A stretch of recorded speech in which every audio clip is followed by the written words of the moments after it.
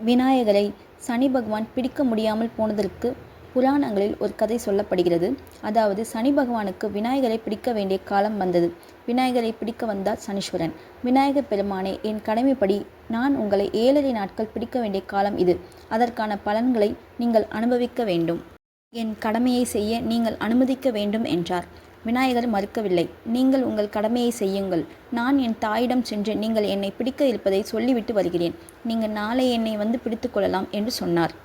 இதனை ஏற்ற சனி பகவானிடம், என் முதுகில் இன்று போய் நாளை வருகிறேன் என்று எழுதிவிட்டு செல்லுங்கள் என்று கூறினார் விநாயகர். சனீஸ்வரனும் விநாயகர் முதுகில் இன்று போய் நாளை வருகிறேன் என்று எழுதிவிட்டு சென்று விட்டார். மறுநாள் தான் கூறியபடியே சனீஸ்வரன் வந்தார். முதுகில் என்ன எழுதியிருக்கிறீர்கள், படியுங்கள் என்றார் விநாயகர். இன்று போய் நாளை வருகிறேன் என்று முதல் நாள் தான் எழுதியதையே படித்தார். சனீஸ்வரரே, நீங்கள் சொன்ன சொல்லை காப்பாற்றுவீர்கள், சொன்னபடியே நடந்து கொள்வீர்கள். நீங்கள் தான் இப்போது இன்று போய் நாளை வருகிறேன் என்று கூறினீர்கள். இன்று போய் நாளை வாருங்கள் என்று அவரையே அனுப்பி வைத்தார் விநாயகர். சனீஸ்வரர் மறுநாள் வந்தார். முதல் நாள் கதையே அன்றும் தொடர்ந்தது. 7வது நாள் சனீஸ்வரன் இன்று போய் நாளை வருகிறேன் என்று படித்ததும் விநாயகர், நீங்கள் எழுதியதை நீங்களே அழித்துவிட்டு நாளை வாருங்கள் என்றார். சனீஸ்வரனுக்கு ஒரே சந்தோஷம். நாளை விநாயகரை பிடித்துவிடலாம் என்று மகிழ்ந்தார்.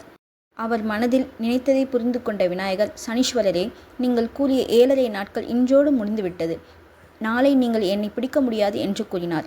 அப்போதுதான் நடந்த விஷயங்களை புரிந்து கொண்டார் சனி பகவான். தனது தோல்வியை ஒப்புக்கொண்டு திரும்பினார். சனீஸ்வரனையே ஏமாற்றியவர் விநாயகர்.